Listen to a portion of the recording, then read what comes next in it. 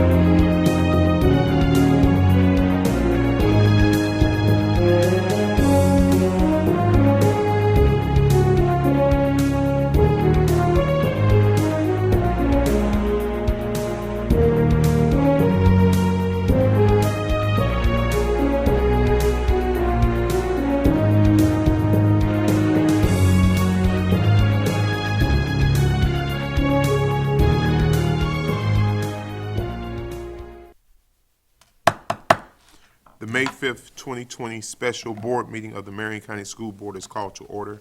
Later in the meeting, up to 30 minutes will be provided to individuals to address the board on matters concerning the operation of the Marion County school system or the school board only. If you wish to address the board regarding a regular agenda item or matters on which the board customarily takes action, you must first complete a peach form located on the table in the hallway. The procedures applicable for each are on a separate sheet. Madam Secretary, please call the roll. Mrs. Beth McCall, District 2. Here. Mrs. Nancy Stacy, District 1. Here. Mrs. Nancy Thrower, District 4. Here. Mr. Eric Cummings, District 3. Here. Mrs. Kelly King, District 5. Here. Dr. Heidi Mayer, Superintendent. Here. Miss Suzanne Green, School Board Attorney. Here. Please stand for the pledge.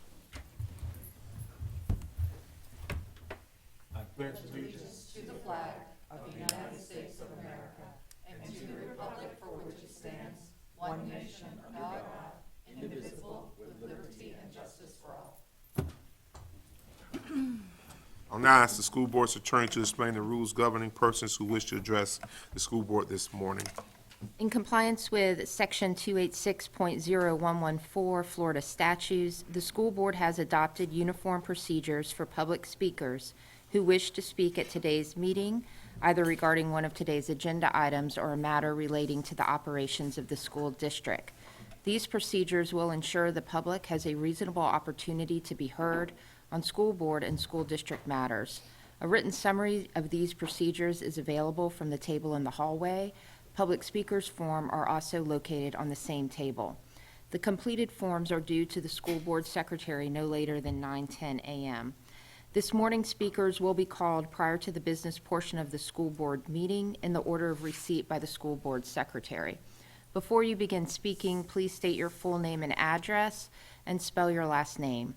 Each speaker will have 5 minutes of time. However, if there are more than 5 persons who wish to speak, the board may seek consensus to limit each speaker's time to 3 minutes. When the speaker has 1 minute remaining, the speaker will receive a visual notice to complete his or her comments. Speakers may not yield their time to others. Speakers and meeting attendees are expected to conduct themselves in a respectful manner. Therefore, verbal attacks and profanity are strictly prohibited. Pursuant to the procedures for public comment, speakers are not to identify specific individuals other than themselves or their child unless the statement is provided 24 hours in advance. Thank you. Elaine, are there any No, sir. speakers? Good. Thank you. May I have a motion to discuss the COVID-19 updates? Moved by Ms. McCall.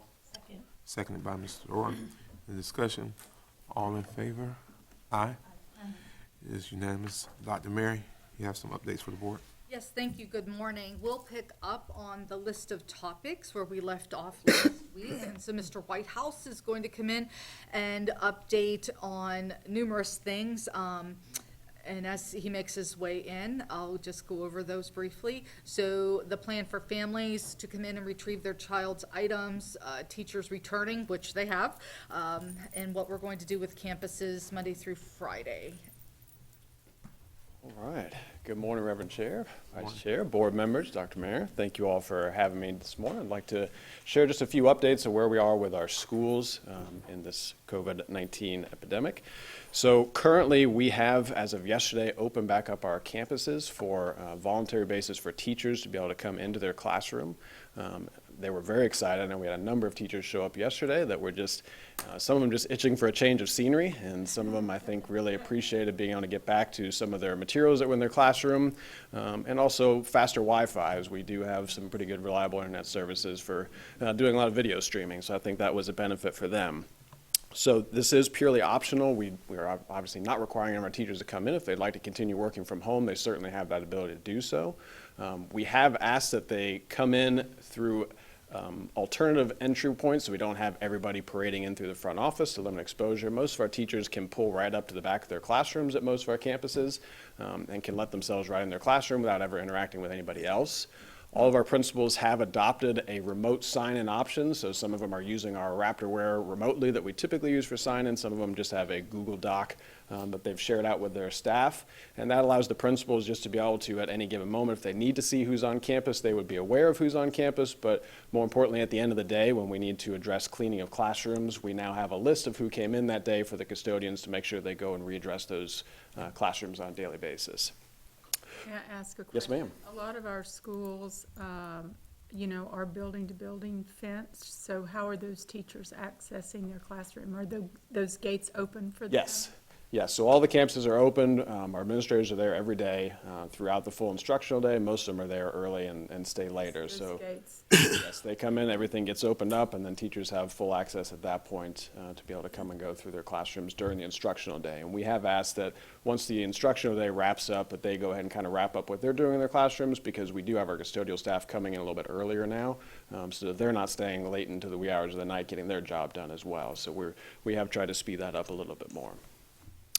We have asked, though, that for teachers that are returning, that we make sure we're not bringing any of our children with them, but that it's just them by themselves coming in the classroom, and that we're following CDC guidelines. So they've been very understanding of that, and so far it's been very successful. So with the teachers back in the classrooms, one of the things that we're looking to do is let our students who still have personal items in their classrooms start to retrieve those. So we've worked with principals starting May 18th. We're going to start rolling out plans for parents to come and pick up personal items from their students. That gives teachers time to get in there and figure out what belongs to students and what they need to get packaged up. It's going to be different by school. Most of them, just depending on the size of school, will probably schedule a day for a grade level to come in and pick up items, or perhaps just a few teachers at a time will be able to come and pick up your items. They'll have them out in a grab-and-go kind of service, just like we're doing with our lunch, so they'll just be outside. They'll have them by student name, so as the car pulls up, they can just let the staff know, I'm here to pick up Johnny Smith's stuff, and they'll be able to have those things out and available to them. So should be a very swift process, but obviously it's not going to be done in one day. It will likely, especially for some of our larger schools, take several days of setting up these schedules for folks to come in and be able to retrieve their items. And that could include band instruments, especially at some of our secondary schools. We have band instruments, we have PE lockers that still need to be cleaned out of personal items. I mean, we've got a number of things at the secondary level that would need to be picked up. So it's going to take a while, yes. that would definitely. Quite ripe. Correct. Correct. So that is the plan for now. We are keeping our campuses open Monday through Thursday. Again, most of the staff are just coming and going as they need. We have, for the past several weeks, kept our campuses closed on Friday, except for the grab-and-go lunch service, for a cost savings option for us, because we're able to bump the thermostats up throughout the campus and save our district some money, as we obviously don't know what our budget will look like totally for next year. So that's a good opportunity for us. So we are going to maintain that Friday closures through the rest of the school year. Not so much for the cost savings now as it is to actually get a jump start on summer cleaning for our custodial staff. So summer cleaning, if you've been around campus before, it takes a lot of work. The custodial teams are amazing. They do a lot of work in the summer to try and thoroughly clean our campuses from top to bottom, every building, every room, every classroom, every square inch of that campus. So it's usually a crunch at the very end of summer to try and get all that done at all of our campuses. So by having campuses closed on Friday, with the exception of grab-and-go service, it allows custodians to get in and start doing some of the noisier activities that would possibly be disruptive to folks that are working and teaching from their classrooms if they were still there. So teachers are full access Monday through Thursday, and then Friday, just grab-and-go service. Our custodial staff will start working on getting some of their summer cleaning done. And I think that about covers everything that I had. If there's any questions about where we're at, I know we are currently still in our internal transfer window for teachers. So some of the teachers have asked if they have accepted jobs at their schools about getting some of their stuff out of their classrooms, which at this point we're okay with teachers if they want to slowly bring things out of their classrooms, but at this point we're putting a hold on families coming with them. A lot of times when teachers would transfer, they would bring their husbands, their kids, everybody to help them pack up all their stuff and get it out, but we obviously don't want to introduce large groups of people into our campus that aren't a part of that staff. So at this time, we're just asking teachers to kind of be patient with us. Once we get closer to summer and hopefully move beyond phase one, we'll be able to start to do some more of those things and get teachers ready where they are. So any questions for me about? I have one question. Yes, ma'am. It's my understanding, I believe, that transportation, bus drivers and stuff will be coming to school starting tomorrow. What procedures are in place? You mentioned teachers, which is a good idea. What procedures are in place for them returning? So when they access the campus? Yes, So when it's, they access the campus and what duties they'll be doing and stuff like that. So it's really going to be dependent by school. So Ms. Johnson's going to come and update you a little bit later, but we are planning to add more grab-and-go sites at some of our schools. So we are going to have need for more manpower at our school sites to be able to operate additional grab-and-goes. So a lot of them will be taking part in that. But most of them, when they come, they'll check in to the front office, and they'll have a place where they can work. And it's really going to be dependent by what the principal needs. So they may need help with getting some of their textbook inventory done and getting things shifted around, things that we would typically be working on this time of year, especially if we had full manpower, but we're obviously not at full manpower at all of our campuses. So there'll be a nice resource to be able to have and utilize in a very understanding way. We're not going to ask them to do things that we wouldn't normally ask typical employees to help out around in a school with. Okay, I have a comment about that too. Are you finished? Go ahead and I'll. My comment is, I believe we should ask the principals first if they need any help before we send a bunch of people in there for them to babysit. Yes. Because these people in the schools and in our neighborhoods and us individually, there's people we've kind of huddled with over the last month. And I have spoken to some of the employees in the schools. They're concerned about bringing new huddles in that they've not been huddling with.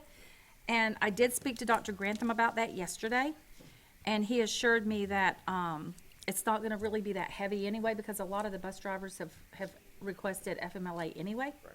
Big majority of them. So it might not be but a couple of bus drivers per school left. So, but I still think it would behoove us to ask the principal if they need help before we put people in the front office that are different than the normal huddle. Right. To make our people that have been sticking it out at the schools, the secretaries and the staff that have been sticking out at schools, to not feel uncomfortable, because we need employees to do something and it's up to them to find it, and we're kind of putting them in a tight spot. Sure. No, I totally hear what you're saying. So the area directors actually spoke with Becky Rohr yesterday, and we are in the process now of gathering from all of our school principals the number of folks that they would like to be able to help and what times they would need, so that she can make a schedule to make sure we're getting the right people. And if they don't need people, then we're not going to send a bunch of folks just to sit around. Our goal is to make sure that we're maximizing what we need and the manpower we have, and what we don't need, she will obviously utilize for our grab-and-go services to make sure we've got enough Because the manpower to schools operate just heard that. kind of these people are showing up and find something for them to do. But when I spoke to Dr. Grantham yesterday, he said there's not going to be that many showing up after all, it looks like. For sure. Yeah. I think I was also concerned about the procedures, because if they did show up, what about the exposure, you know what I mean? Because like Ms. Stacy was saying, I think the concern is there are people that have been together and close, and they know where they've been and kind of cautious, to where when you're bringing more people and it's more exposure. So I think I'm looking for what procedures, what are we doing to make sure that our employees are safe, all of them? Sure. And So- let me add on to that. Because I got the concern with that as well. My additional concern is, are we giving these folk any PPEs when they're going in there? Are we giving them any masks, anything like that? Sure, 'Cause so- some of the recommendations say that they should have masks on if they're gonna be in certain groups. And we don't wanna be out of compliance with those recommendations. Yeah, sure. So I'm glad you asked that. So the area directors actually worked with Amelia Bray yesterday in the warehouse, and she was fabulous, put together boxes that went out to schools today on the courier. And those boxes include masks for all the schools. They include hand sanitizer pumps for the schools, and also Clorox wipes for disinfecting areas. So we have provided those out to all of our schools to be able to have access to for their employees, because we know that not only we have new folks coming in, but we're also going to be interacting with the public as we start doing registration process, picking up textbooks, Chromebooks. So we want to make sure that we had that all provided out to the schools. So that has been shipped today for all of our schools to have access to, and they should receive it on the courier this week. And obviously our transportation employees won't start showing up till tomorrow to those school sites. So we're gonna make sure we're using what we need when we need it at the schools, and not over manpowering our schools when they're not needed. And we're gonna have very similar process to what we're doing now. Most of our folks are gonna operate independently on their sites. They're gonna have their tasks and they'll work independently, signing in remotely, trying to limit as much contact as possible on our school campus so that everybody feels comfortable and safe in what they're doing. Do you think the PPE should be on the campus before the employees start returning? Because you mentioned that it's showing up this week. Do you think it would be best if it was on the campuses and stuff before Sure. employees? So most of the schools already had them in stock. So when we met with principals last week, that was one of the first things we told them to do before we talked about employees returning, was to check their inventories and make sure they had available masks, gloves, sanitizing equipment. Amelia Bray, when we talked to her yesterday, said schools have been steadily ordering things as they needed them. And we just wanted to make sure we provided an additional shipment to make sure they had ample supplies on hand, because obviously those are hot commodities right now everywhere. To get those things, so we want to make sure we have what they need. Sure. And let me say this too, for the additional, I know Ms. Stacy said bus drivers, but it's not only bus drivers that's going out, it's the bus aides as well, so. Thank you, guys. Thank you, Ms. Miles. I think Mr. Eller's next. Okay, perfect, thank you. I'll just wait. But I would like to say one thing while we're talking about the bus drivers.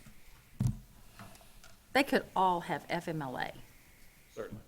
But my hat's off to the ones who really do want to try and help. And so there's people that could easily just take FMLA. It wouldn't cost them a penny to stay home. And it's as crazy as this is right now, it's really admirable of those who say, I would rather do something to help than stay home. And so my hat's off to the aides and bus drivers who are, even though they're not sure what they're going to be doing, and we're not sure what they're going to be doing, and we may not have anything for them to do, my hat's off to them, and I thank them for offering to help when they don't have to. Wholeheartedly. Everybody have? Good morning. Chairman Cummings, Morning. Ms. Thrower, Ms. Stacy, Mrs. King, Mrs. McCall, Ms. Martinez-Lopez, Mrs. Green. Wanted to give you an update on how we're handling attendance with distance learning. Obviously, distance learning is a very different dynamic for our teachers. You know, typically a teacher just looks out over their class, you know, have their assigned seats, mark their roster, put it into Skyward, and they're done. We have got a variety of different attendance things going on depending on the age of the student. We typically do not want a child sitting online at 6 years old for 7 hours a day. So we're trying to do a variety of different things with attendance, but we needed a way to capture how we can report it back to the district and back to the board members as to whether we're contacting students. So our protocol is basically the first part of it, what we've done in the past, which is simply having teachers record whenever they're doing an online session who's online with them. If they're calling a student on the phone, they can mark that for a student that may be doing a paper-based program. At that point, if they've got a student that they are not able to reach, after 3 attempts, they're reporting that to their administrator. We are then using deans, counselors, all sorts of different people that are working sort of at home and at the school site to reach out to these kids and making multiple attempts to get a hold of them. If they are not able to reach that child, what we then do is hand a list over to our social work assistant. And they are making literally hundreds of phone calls a week individually. They're trying to call every single contact on the list, grandparents, neighbors, anybody they can find to try to reach out to this child. They're sending texts, they're sending emails, whatever they can do. Finally, as we have this small number of kids that we can't find, we are even sending our Safe Schools guys out to do a drive-by of the house to see if there appears to be kids in the yard, cars in the drive, that sort of thing. They're maintaining a safe social distance. They're not approaching houses, but they are trying to see if there is some body at least in the residence that could be answering these questions. After that, if we've still got students that we're not finding, we continue with the social work assistants to continue reaching out. The teachers are continuing to call. If you take a look at our next page on the handout, what we've done is broken out the attendance numbers that we've done over the course of the last 4 weeks. And what we're doing with this is if we have not made contact in a student in a 2-week window, they are marked as non-contacted or not in attendance.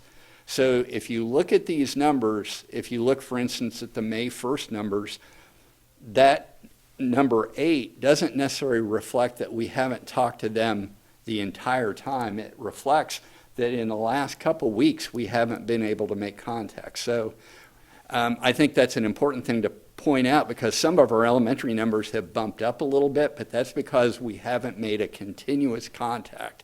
So we're trying to ensure not only that we've touched base with a kid once, but that we're touching base with them on an ongoing basis.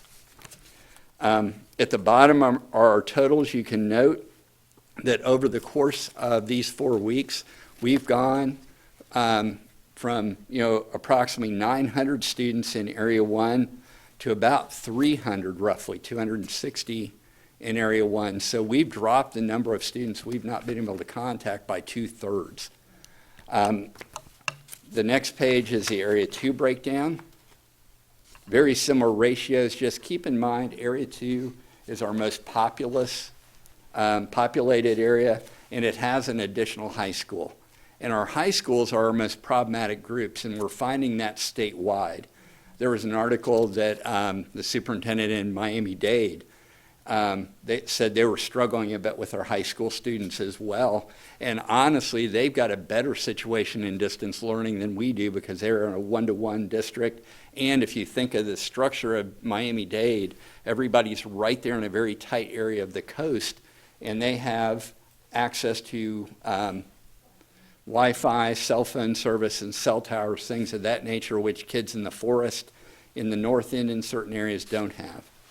Then our numbers in Area 3 have been very impressive. They're down to a very low number. Then finally, if you look at our district summary on the very last page, it gives you a breakdown of the numbers by week. And you can see our first week, in that 2-week window, there were about 7.5% of our students we had not been able to reach. That by the very next week, during that 2-week window, we had dropped that to 4.2. By the following week, last week, when we were getting ready to report, we were roughly just under 3% at 2.4. And then this week, we're very close to 2%. keep in mind, on any given day in Marion County, we run about 92 to 93% attendance on a daily basis. So I think our teachers, and it just, hats off to a team effort. Our teachers are doing a great job of owning their kids and reaching out to them. Our administrators, our deans, our guidance counselors are making a strong effort to reach out. Our social work assistants, they are just doing a great job of making contact. And just hats off to Mr. McFadden's group going out and really trying to find, as a last resort, these kids. Thanks, Mr. Ellis. This is a very important piece of information here, because I think earlier we were seeing something different with 100% attendance, and this kind of sets the record Makes more straight, sense. right, than what I saw earlier. But also, you're right. I saw Mr. McFadden sent me a video of him actually going to someone's house and where he was going, and he needed a monster truck to get to where he was trying to get to in some of these areas. It's so far up in the woods. So you guys are doing an awesome job with that. So thanks for reaching out to those kids and trying to make sure that all of them are safe. So thank you, guys. There was a good quote that the superintendent in Dade County, we're not going to rest until we found everybody. We will continue to work, because one kid that we haven't made contact is one student too many. Exactly. And some of them may have actually left the area.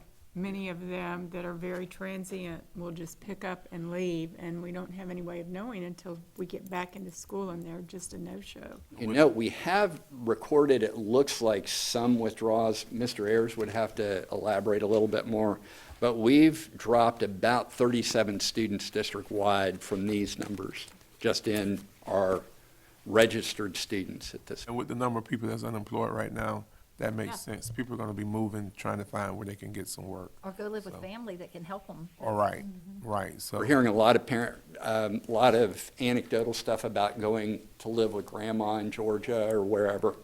right. So They don't have a choice. Yeah. So hopefully we can figure out how to connect to those people and just know where they are. So thank you, guys. Goodness for grandmas. It I is, do thank have a goodness. question. We've got a lot of grandmas that are the primary caregivers, too. Exactly. Goodness for grandmas. My grandma was special. My question is, and first of all, great job with the teamwork and the collaboration, making sure that all of our kids are located and the most vulnerable are protected and reached out to. And on speaking in terms of teachers, really connecting with their students, where are we now with grades? And I know this is going to sound harsh, but I know it from my own family that we have kids out there that are doing all they can to not do their work, even though they're incredibly capable of doing their work. I'm just glad this didn't happen when my oldest son was in school. Yes, ma'am. Focus would have been a job for me. So we updated you a bit last week on grades, and then this Thursday, we'll have more detailed information on grades and graduation this Thursday at the work session during administrative briefing. Okay, because my understanding is it seems to depend on the school and the current interpretation. And that's a little bit distressing, because teachers tend to know their kids the best and who are the most capable. And if they're truly not doing their work and they're truly capable and we know that they have access and all of that, then their grade, in my humble opinion, should reflect that. White House, do you want to address that from the principal point? Sure. So, and I totally agree. So we've been having not only regular area meetings, but regular curriculum meetings. I know Ms. Beck is meeting with the principals again today, and we continue to have conversations with the union to make sure that we're all on the same page with how we're handling grading. Most of that's being addressed case by case right now. So what we've asked principals and principals have asked teachers is to be as understanding and compassionate right now towards unknown situations, because we don't really know what's happening in the households. We can kind of feel it out, but we don't really know what they're going through. So we've tried to be as understanding and compassionate as we can and give them as much wiggle room and opportunity to be able to submit things late, resubmit things. But we are getting to a point now where we will have to start making some of those hard decisions based on our students. And obviously we want to give our teachers some flexibility as well, because it is their grade book and they do know their students. So we are working through that process with each school. And how are we able to grade our students that hopefully parents are picking up work that don't necessarily have the internet connections. I mean, to me, that's the equity issue, that how are we going to grade those students alongside those students that have all the internet access? And I'm very concerned about that group of kids. So the way we've addressed it so far is that we've asked if we know that we have students that are picking up paperwork from the school, that if we have not received anything back, that we're just putting asterisks in the grade book, and that's just a holding place so that we know that they've received an assignment, but it's not counting negatively towards them until we have a good way of getting all that paper back safely. A lot of our parents now, what they're doing are taking pictures and emailing. I know I've done that with my own daughters in 5th grade, that when she gets assignments that we print off of the computer, they're not as easy to scan back in. I just take a picture and email to the teacher. So for the families that do have access on their phone to be able to send an email, they are sending copies of that work, photos of that work in so it can be graded.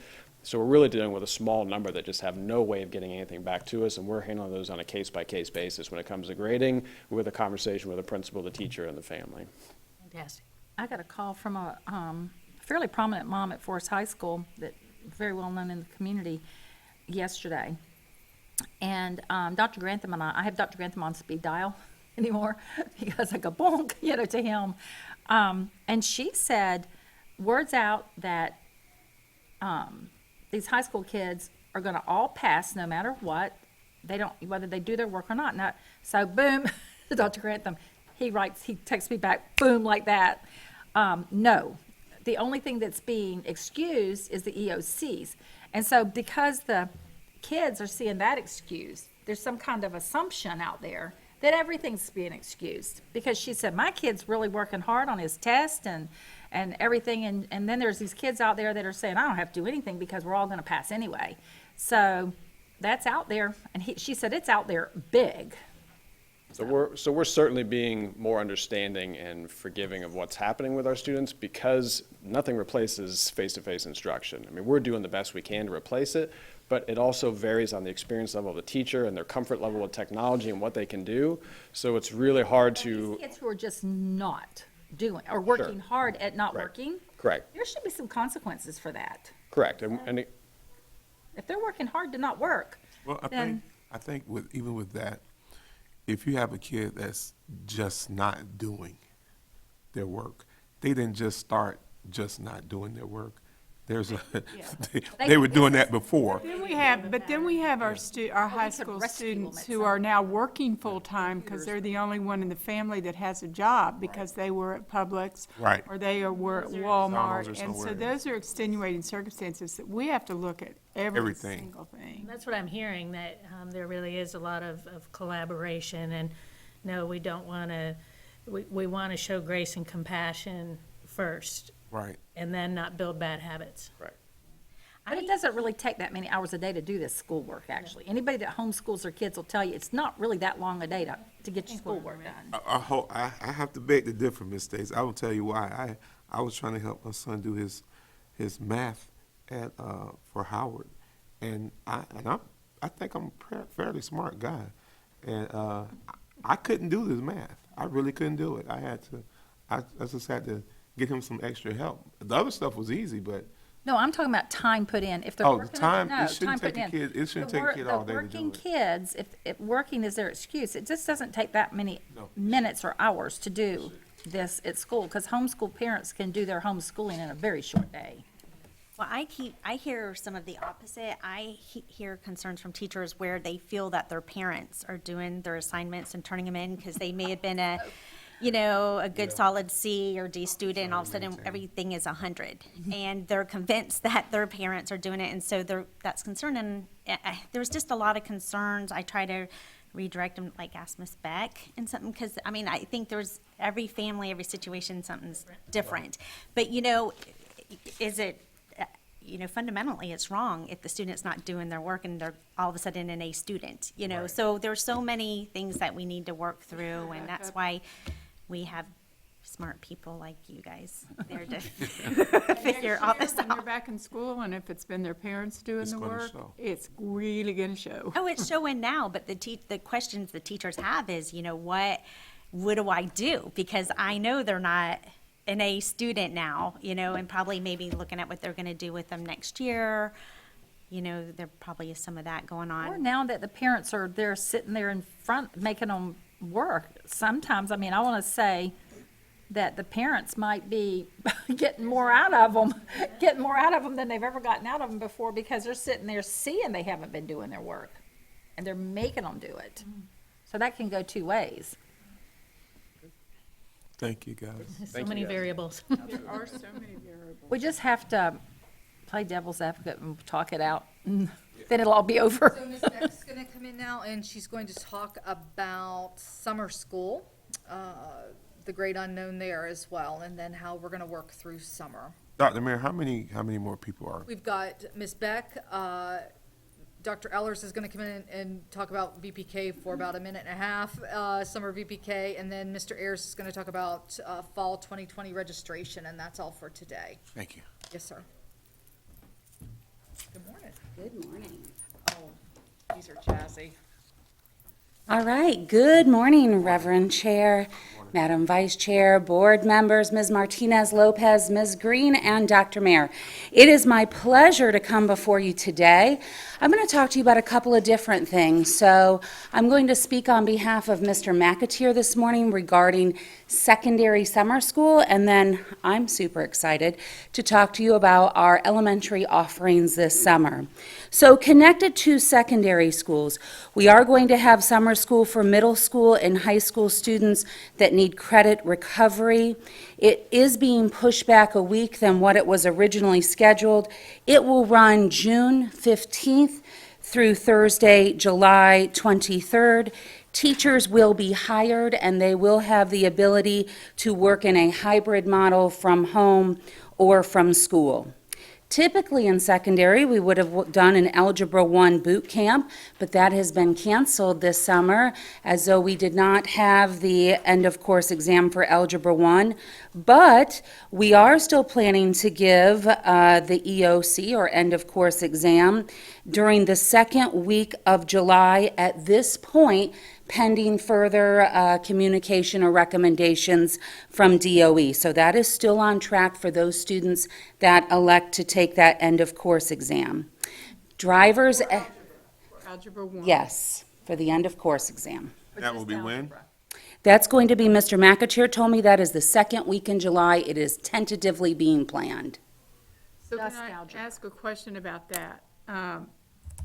Do they have to take the end-of-course exam in order to get the high school credit for Algebra 1? Is that correct? And I know Mr. Whitehouse is listening to us, and I'm going to ask that he comes in and explains that, because I don't want to. I am all things elementary, and I want to make sure I'm giving you accurate information. Just about, I mean, why are we offering the end-of-course exam in July? Is it mandatory that they take that? So, no, it's not mandatory. It's a purely voluntary basis for the students. Algebra 1 still is a graduation requirement for our students that are not currently seniors that have not passed the test yet. So our rising seniors, juniors, and sophomores do still need to complete that assessment. If you're currently in Algebra 1 right now, they actually have options. So you can elect to take the geometry end-of-course exam when they take geometry and use that as a graduation requirement.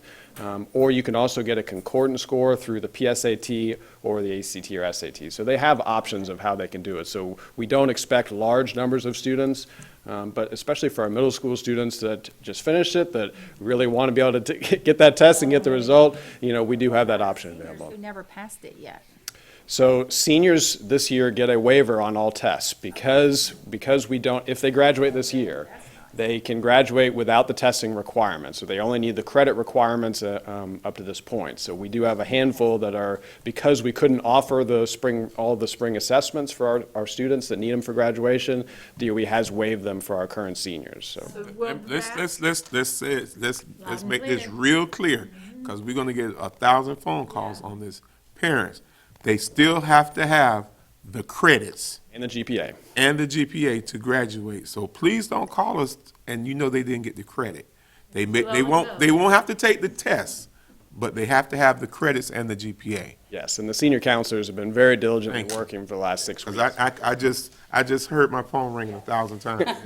So let me ask you a question. Those seniors that have not taken the end-of-course exam for Algebra 1 yet, it's waived, and many of them may not be college-bound, but will it hurt them getting into post-secondary? No, it won't. Okay. No, it won't, because most of the community colleges have no testing requirements. Okay. But all of our students have been afforded the opportunity at this point, if they're a senior, to take at least one at-school ACT or SAT, because we've been providing those to seniors that need them, so they have some score that they could report to a university if they wanted to apply. That's my question. Thank you. To be clear, they have to earn the credit, Right, and they earn the credit by doing their work correct. and turning it in. Correct. So Thank all the current coursework that they're in, a lot of them, seniors need them for graduation, so they need to complete those and earn the credits. And what was the deadline again? So seniors is May 26. And, May and, 26th. and how many credits do they need to graduate? So it's, 20 what? there's two options. There's a 24 credit option and there's an 18 credit option for some of our seniors. Both options still require 4 English credits, 4 math credits, 3 science credits, and then 3 social studies to include government and economics. So the core curriculum requirements are the same regardless of which graduation option you're on. It's just the number of electives that vary based on those. And that 18 credit was just an option for seniors who were behind on credits to get them to be able to graduate on time with all of their core credits intact. And what's the GPA required? 2.0 GPA required. Unweighted, so that doesn't count honors weighting. So it's unweighted. The grade you earn is the grade you earn. People that's listening, you either on the 24 to 18 option credit course plan, and you need a 2.0 Unweighted GPA. unweighted GPA. Correct. Okay, so, because I'm gonna refer people back, I'm gonna refer folk back to this meeting. So I'm just They start wondering, calling. maybe we should not do a phone call to high school senior parents or something to let them know that, you know, Yeah. well, just so that they hear that this is what's. And what's I the can- deadline then? May what? 20? May 26th, and I can 26th. assure you from talking with high school principals that our principals, the senior guidance counselors, and the APs have been regularly communicating with their students who are off track for graduation and keeping up with their grades to make sure they have everything that they need, and Can we get they are that very on the diligent with that. Web somewhere, because we need it, we need it. Y'all just don't know, I was getting phone calls day of graduation, my kid's not graduating last year, and that's, we need to make sure they're flooded with information that there is no excuse. Absolutely. Thank you. Thank you. Thank you, Mr. Whitehouse. Thank you. All right, to finish off secondary. I'm going to finish off 2 last things on secondary, and that is there'll be no summer's driver's ed this summer. I know, unfortunately, but the good news is that I know that Mr. McAteer and the secondary team is working with the ESE department on ESY, which stands for Extended School Year, and they are busy putting their plans together, which will transition me over to elementary. We as well will have ESY or Extended School Year. It will be done from a virtual setting, and I know Dr. Elvies and her team are busy putting that together. We've had at least 1 meeting already connected to that. So one of the camps that we always have in the summer is 3rd grade camp, but we really wanted to change it up, freshen it up, and make it exciting and inviting for our students that we really wanted to target to come. So with that, I present you 3rd grade camp Extreme. And so we will have an infusion of not just reading, which is the primary basis of this camp, but also we're going to blend in science, technology, engineering, and the arts and math. So we're working very, very closely with Ms. Crowder and Ms. Polk and all those individuals to really make sure that this is a comprehensive experience for our students. It will be done virtually. We will be hiring teachers and a small number of coaches for this program. It will run for 4 weeks starting June 15th. It will run through Thursday, July 9th. We are super excited. One of the first things our kiddos are going to get when they decide to take this challenge and their parents sign them up is they're going to be getting a backpack, and in that backpack there is a vocabulary workbook that we are excited we'll be using as part of our summer school programming, and then they can use it at home for the remainder of the summer. 4 STEAM readers that are from the Smithsonian Institute. We're super excited about that. It all all connects back to a reading comprehension skill, and there is a STEAM challenge in there every week. And that's really one of the ways we're going to be enticing kids, is that we're going to be doing STEAM challenges. And then we're going to fill those backpacks with some school supplies and other household items that it would take in order to build these items. We want to make sure that there's nice equity for our students and that it's a case of, well, I don't have those materials at home, so I can't possibly do it. Well, you can do it because we're going to give it all to you. Is there a price for this? No, it's completely free, so thank you for asking. So I use our FEFP reading funds for that. That is what supports our third grade camp. And we are just very excited about this.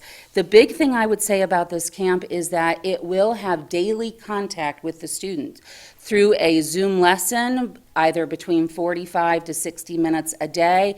It's going to be very well laid out as to what that 45 minutes will entail.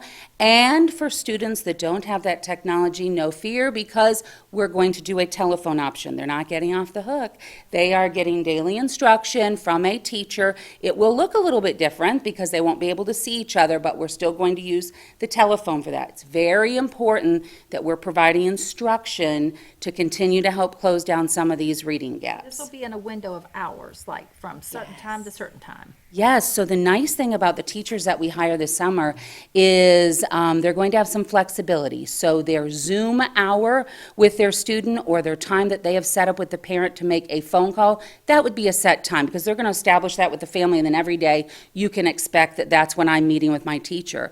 But the other activities and tasks that the teacher has to do can really be done during their day at their schedule, whether it's planning and prepping, whether it's maintaining some of our documentation. All of those things that they will have some autonomy and time to be able to do that, but they're certainly going to get paid for that. How will the kids know when When they're going to be signed up or what time they're going to be Zooming or receiving the phone call? the teacher's using flexibility and she's doing part of it at 3 o'clock and part of it at 10 o'clock, then the kids are kind of, or is it like on a YouTube where the kids can just come in and see it? Okay, so that's a great question, Ms. Stacy. So what will happen is an invitation will go out, and when the invitation goes out, they begin next week. The parent is going to sign up for the time slot that they would like their child to participate in either the Zoom lesson or the phone call. And then that is the time that you can expect every day that your child's either going to be getting on their Zoom call or receiving their phone call from the teacher. So that time will be a set time every day. We want to make sure we provide consistency for our families. So if you're scheduling other activities in your day, you know that, well, at 9 o'clock, I've set aside this time that my child's going to be participating in this instruction. Then there'll be other activities for the kids to do independently. The teacher will have set them up for success, but then they're going to kind of go out there and do it, and then the teacher will revisit it the next time they have their Zoom call together. That's why it's so important that we have that kind of, that FaceTime with that student each and every day, Monday through Thursday. And how many kids can sign up for this? Thank you for asking, Reverend Cummings. So we are targeting 500 students for this. What if there's more? Well, we would love if there's more. We wanted to set a realistic number, so we based it upon traditionally what we typically get for third grade summer camp, and it's right there around that number. We hover anywhere between 400 and 600 students traditionally in the summer, so we kind of cut to the middle and said 500. So I would love it if we had an abundance of students and families that were interested in continuing their instruction. I think that would be great. What's the enrollment criteria? Yeah, Okay, thank you for asking that. So typically, we would have obviously have been using FSA, ELA to help drive some of those recommendations. We don't have that this year. So we are using AP2, which is the second diagnostic that we gave from iReady. And we really are starting at the bottom and we are working our way up to the top. So we are truly encompassing some students that are off grade level. We are aware that they're off grade level, but we also have been very deliberate in our purchasing of materials to accommodate that these children will be off level, not wanting it to be a program that's frustrational. We want it to be a program that's successful for our students. That's For their independent work. exactly. That's another reason why we want that daily contact with that teacher, because if you are having concerns, that you've got that person every day that you're touching base with. No, So, I'm sitting here thinking, like, a really on-task, one of our summer daycares, they could actually get their third graders, if they had a really good system going, they could, like, so the third graders are getting like instruction from school during this time that they have in their daycare, where they could get their group of 10 third graders or whatever, and kind of get them on task with us, couldn't they, as a group? so Mrs. Stacy, you have done a beautiful segue to my next piece. I love it. And so, yes, if there are camps running this summer that still want to keep the students academically minded and focused, but want to do something fun, we would divert them to our other camp that we're running, and we're calling it our enrichment camp. And that is Adventure Awaits. And this will be open to our community and public, so anyone, a daycare provider, anyone could access these resources. So where will they be housed? So you're going to look for the book, and it'll be right off of our community reads. It's going to be through a platform website. We're going to use something that we typically put out to our teachers during the week. It's called S'more. It's a newsletter format. It's very easy to utilize. It's friendly for our department to be adding resources, because every week we have a new theme. I mean, one of the ways you keep students engaged is you keep the theme rolling. And so you will see there that we have everything from the great outdoors, we have space, we have underwater, and castles and dragons, which we feel like will be wildly popular. So again, First time we've ever done this with the daycares? well, it's the first time that I know of that we've really offered an enrichment piece in a while. That's the great thing that came out of this whole thing, is learning. I was going to say, if you have some technology, the world is your oyster this year in Marion County. We can offer you all kinds of stuff. These daycares, they don't have all these books, they can't afford all of that, and there's just this access to it, and it's great. So let me tell you a couple exciting things that kind of go along with that. First of all, we're going to have a Marion Summer Reading Challenge, and I'm excited because we are going to be adding some book titles to our Marion series. I told my team, I have my own child at home as a fourth grader, and you know, you get the best feedback from kids. And so my own personal child said, we need some more book titles, Mom. So I said, okay. So we're going to make that happen and really increase our selection for students, since they really have been using that. We are going to be hiring some of our librarians this summer, and they're going to be doing a taped story time connected to our theme. Well, we're going to encourage, whether they're using finger puppets if you're supporting K2, or retelling stories. We're going to be taking kids on a virtual field trip every week. So we are, I mean, I could just go on, but I know I'm getting the hook, like, wrap it up. But we're very excited, and the biggest thing that I didn't share with you is we're working in collaboration with federal programs.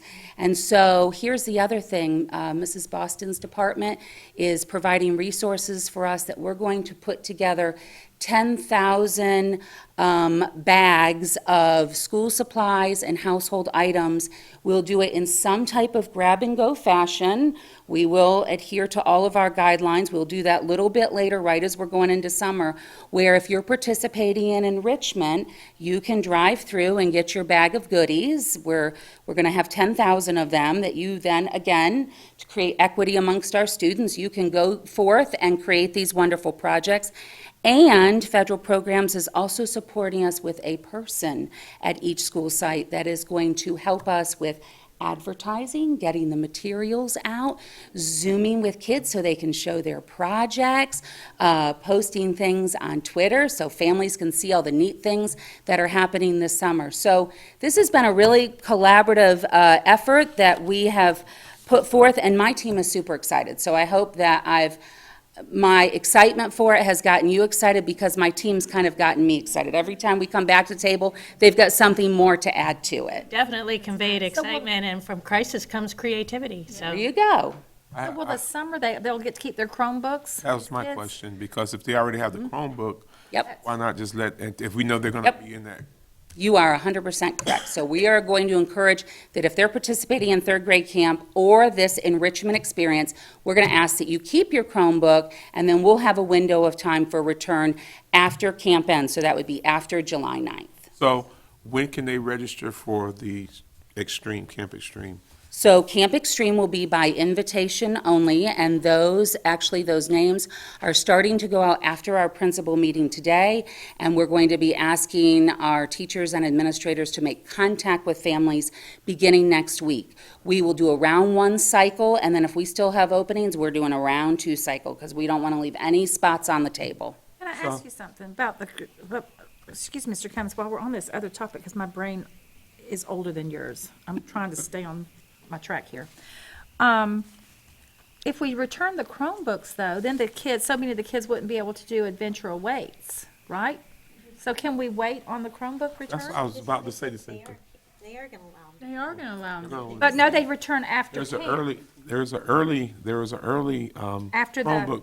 There is, Turn-in. right at the end of school, that there would be a return for textbooks and Chromebooks, but we're going to suggest, particularly at elementary, if you're participating in either one of those, which again, enrichment's open to every student in elementary, so we would love for you to keep your Chromebook, and then keep it until our enrichment camp is over, and then there's no more new content being added. So So can we when you just, see enrichment camp, that's this? Yes. Okay. can we well, I just thought make it happen this. where we just leave all let the elementary kids keep theirs?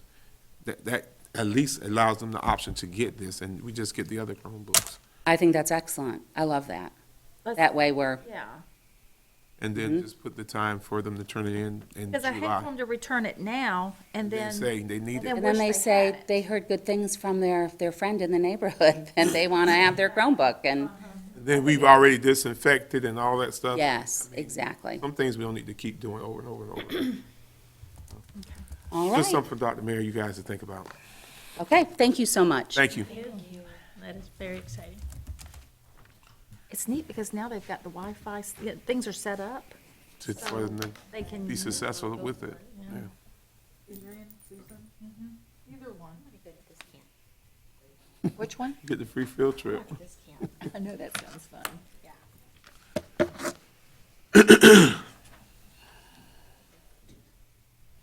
Dr. Ellers? Hi, good morning, Good morning. Reverend Chair Cummings and Ms. King, Ms. Stacy. I'm trying to do this right the first time. So Vice Chair Thrower, Ms. McCall, Ms. Green, and Dr. Mayer. I have very little to say to you, unfortunately, today. Dr. Mayer had asked for me to come to talk to you about summer VPK. And as of 7 o'clock last night, the Office of Early Learning has not given us any guidance whatsoever. So they told us to keep watching our emails. So that's my big contribution to today's important meeting, is I don't have any information for you. We had a superintendent's conference call last week, and I asked them, all of us, none of us have heard anything. I emailed, after we talked, I emailed directly to, forwarded that to you. Nobody knows right now, Because but we're not allowed to have children on our campuses at this time. And the Office of Early Learning is very reluctant to engage children in online education at such a young age, especially with the 300 hours and all the other requirements that they have. So we're waiting for guidance, and once we get it, I'll bring it back, and we will have a game plan. Thank you. But the daycares are having it. Yes, ma'am, they are. They are following the CDC rules and everything else. It's just we're not permitted to open because the governor has basically closed our campuses, so we Some of can't. the VPK sites are Yes, ma'am. open, but Yeah, that's what I'm talking, public just not schools us. can't. Correct. That's what I was asking, because she Correct. said that, she answered me. well, and in statute, we have to offer VPK in the summer. So that's my concern, is if by statute we have to do it, just tell us what. We do it at the McDonald's or what? Right. So we are, we definitely are mindful of it. We're watching it every day. And like I said, they're sending out guidance on a fairly regular basis. 7 o'clock last night was the last email we've gotten. So they are trying to keep up with us. But Normally, how many kids do we have in summer VP? so last summer, we had 40 children. 40. So So I mean, if worst case scenario, we do a print and send home thing. So we spoke about stealing parts of Miss Beck's backpack idea. And so we are already putting together orders for the warehouse, and we're also going through our inventory for materials that were not used because we've shut down our campuses already, so we're not going to make unnecessary purchases. Right. But we do have that contingency plan. I have all of the materials already located. We have the pricing from the warehouse. We don't have to go to any outside vendors. Good. So we do have those materials ready to go. Good, good. I think the biggest part is just making sure you have something, a contingency plan. I'm Absolutely. surprised we only had 40 For last summer, yes, ma'am. District-wide, only 40 kids? in our school system. In the Yes, summer. ma'am. In the summertime. Is that that 10-hour-a-day program? 300 hours. Yes, it's a very long program, and Surprised we don't have more. And the kids are only parents like wanting to 3, do it. right? 3 and 4. 3 and 4 years old, and yeah. It's a long day, 10 hours. And no nap, and it's very structured Very structured. day, So so. it's not a, Daycare. no, and it's not a program for everybody. And if you- It's pretty rigorous. Very So rigorous. some parents opt other options for the summer camps and things like that. So. Thank you. Okay? Thank you you. so much. Ms. Johnson is going to come in and update on the food program, and then Mr. Ayers, and then Actually, it's we'll be- Mr. Ayers. Oh, Ms. Johnson's not here? Ms. Johnson? Susan Johnson. She Get all the was here. summer done, and then Mr. Ayers will talk about the fall.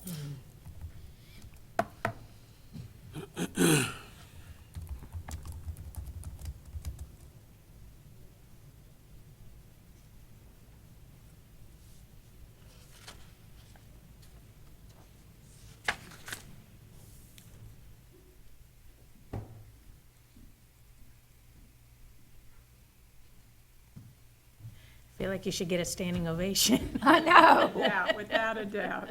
Good morning. Let's just do it, y'all.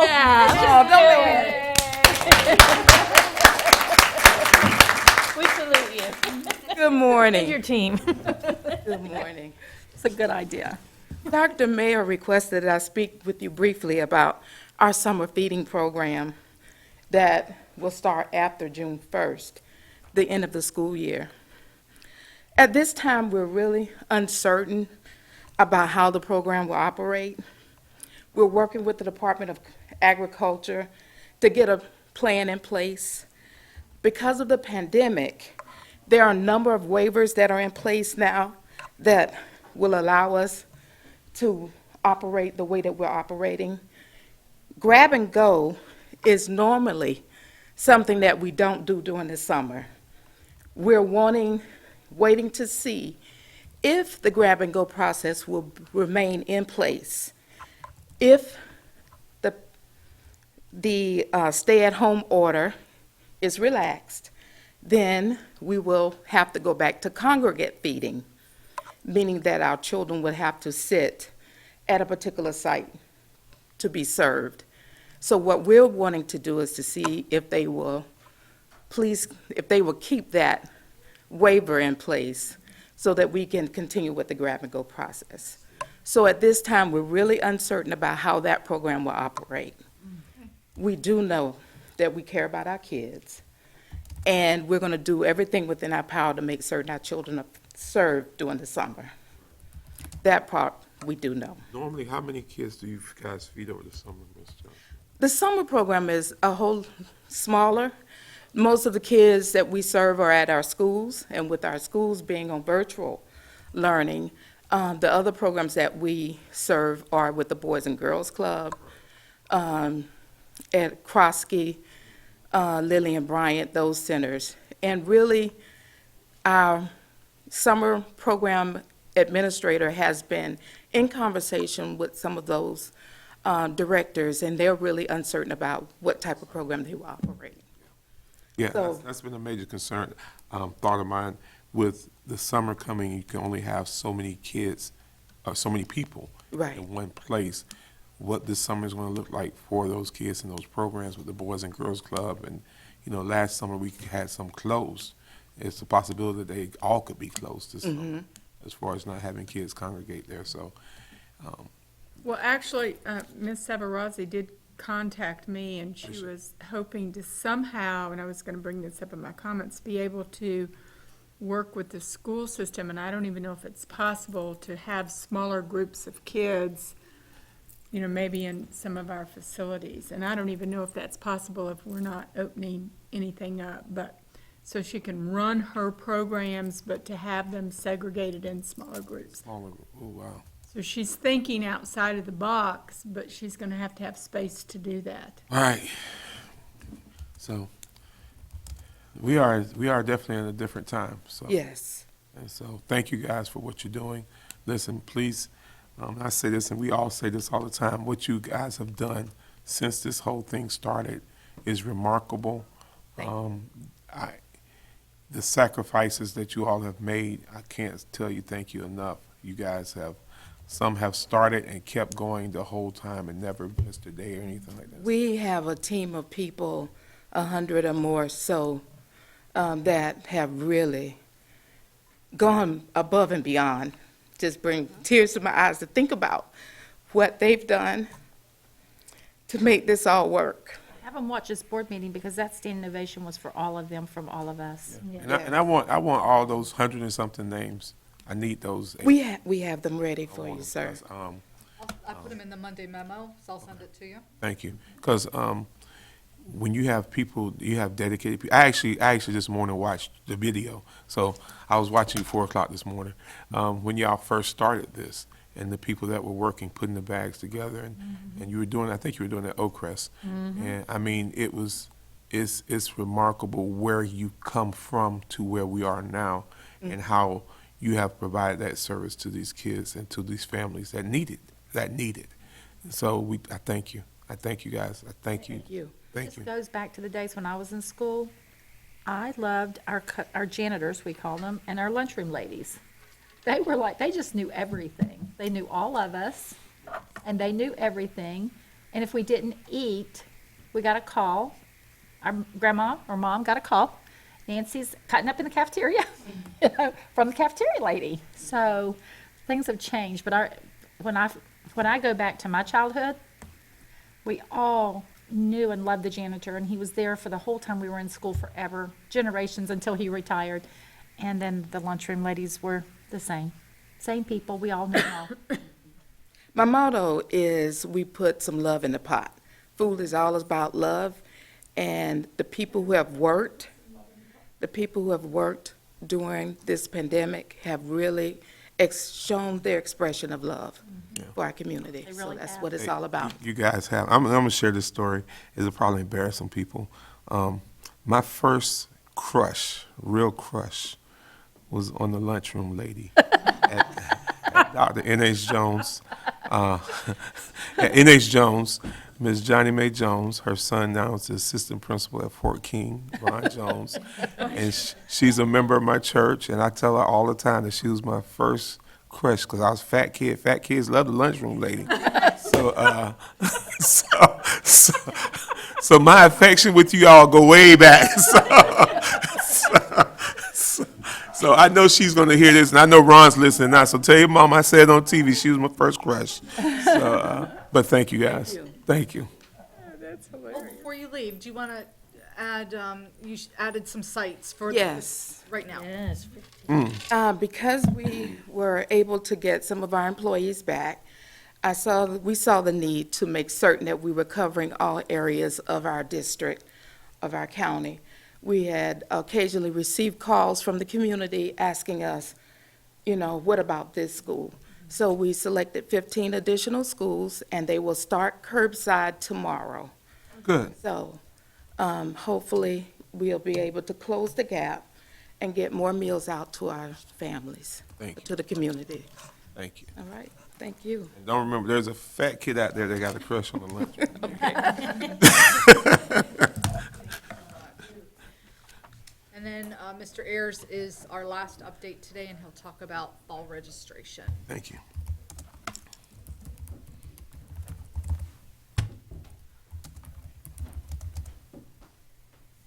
Good morning, Pastor Chair, Madam Co-Chair. Morning. Board members, Ms. Green, Dr. Mayer.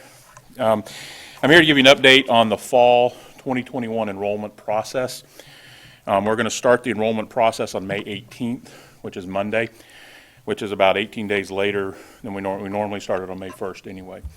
And this will be enrollment for kindergarten, new student, and VPK registration. We're going to leverage existing technology that we have to limit the amount of exposure that our staff has and parents having to come.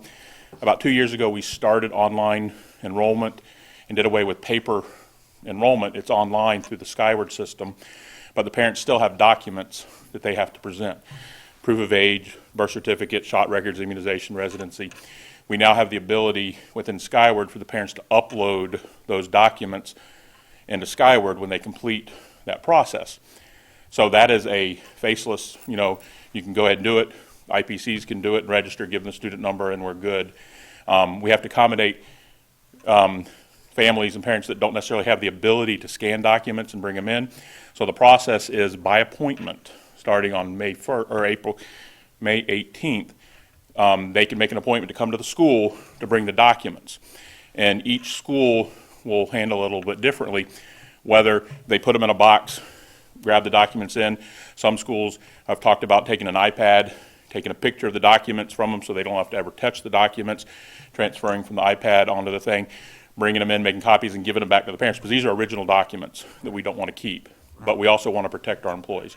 You heard Mr. Whitehouse say that we've sent out the personal protection to all the schools. And with all the schools, every school set up a little bit different in how we're going to handle that. A lot of it may look like if you go to takeouts, you drive through, you have a table with a tent set up, the parent comes, brings their documents, they take the pictures, bring it in, and they get their student number that way. And so it's going to start May 18th. There's lots of issues that we've addressed. There's some issues that we don't know exist until we start the process. And we will handle all those issues as they come up. And again, registration is not May 18th, therefore everybody has to come on May 18th. That starts it. And so a lot of parents that are biting at the bit right now are VPK registration, because we do a VPK lottery system and they have to be registered with a student number. That lottery will start on May 18th with the registration. The window will be open for a month for parents to have time to complete the process, get their number before we actually even do the placements for fall VPK. And so a lot of people have talked about it and we've looked at all our angles, but again, we're going to exercise the technology that we have to even further our online registration. We're going to take your lead to limit the amount of exposure that we have on the campuses. How many kids do we have in VPK in the fall? I can't speak to that, but I want to say 600-ish. Okay. Around that name. It's VPK is not on every campus, and so there are limited number of spots, and certain ones fill up versus others. Ms. Ellers, her early learning handles that. I handle the registration part, but they handle the enrollment actual part for that. Thank you, Mr. Harris. Any questions on the enrollment process? Nope. Thank you very much. That concludes our updates for today, and then Thursday, in the work session, we will have more information on graduation and updates on grading. Thank you, Dr. Mayor. Board comments, concerns? Dr. Mayor, anything else? Thank you. Attorney Green? Ms. Elena Martinez? I'm good. Lopez? Ms. McCall? I was going to talk a little bit about the Boys and Girls Club, and so I don't know, Dr. Mayor, if there's any possibility of working with the Boys and Girls Club so they can help continue to tutor. And so who should I have Ms. Savarazi contact? You could go right to me, but right now we're closed. We can't even have summer school. So that would not even be an option? At this point, correct, right. That goes with the VPK discussion as well. Even at MTI, she was asking about MTI. Same thing, okay. Yeah. Okay, that's it. Okay. Ms. Stacy? No, I think everybody answered my questions for me today. Ms. King? I'm good. I do want to recognize that this is Teacher Appreciation Week, and so I want to give a big shout out. Oh, boy. It is a shout out to all of our wonderful teachers. You guys have really done a fantastic job, and your hard work and dedication to our students has not been unnoticed. And also, not only our teachers, but all of our staff has stepped up to the plate, and we're just very grateful. So that's it. Ms. Rohr? I'm noticing that our viewership has really increased lately, and that's really exciting. That's what it's all about. We have to work together and continue to move forward. I think I've commented earlier that from crisis comes creativity, and we're certainly seeing that all across the district, and people digging deep, people stepping up, people doing everything they can within their own individual experiences with this pandemic. So keep it up, stay tuned, and please participate. We need you. Thanks. As Ms. King said, it is Teacher Appreciation. It is Teacher Appreciation Week, and we want to thank all of them. Our meetings are funny. Yeah, we want to appreciate all of them. Our teachers in the classroom do amazing things with their kids, and when we celebrate them, we're not just celebrating our classroom teachers. We're celebrating every person that works with our kids on a daily basis, because teaching starts when they pick them up from the bus at the bus stop, and it continues until they drop them back off. So they're encountering a lot of people throughout the day. So I just want to appreciate all of our staff and our teachers, especially those that are doing some non-traditional things to educate these kids during this time. And I honestly know it's a struggle, because anytime you have to change abruptly, it's a challenge. And our staff have had to make a quick change. They've had to turn the course of the ship real fast, and they've done an excellent job with that. So we thank you guys, and we wish we were in a different time so we can really celebrate you. But I know that your individual principals are doing different things to let you know how much we appreciate you. And the Ed Foundation has Pop and Drop tomorrow. And Pop and Drop is tomorrow. And Thursday, and I understand they took reservations and it filled up very quickly. That's wonderful. So Those yard signs. so know that your labors are not in vain. We are paying attention. And happy Cinco de Mayo. That is the day, isn't it? Mm-hmm. Yes. And Taco Tuesday. And Taco Tuesday. So, and so,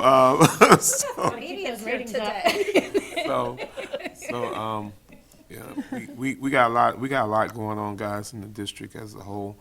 Dr. Marion and all of her administrators and folk are working extremely hard. I don't want people to think because we're in this reduced activity public-wide that the district is not working. They're working extremely hard every day, and you can see it just by the reports that we're getting coming across that they're doing some tremendous things. So thank you. With there being no further business, may I have a motion to recess for our administrative session? Moved by Mr. Thrower, seconded by Ms. McCall. Meeting recessed at 10:16 a.m. All in favor? All.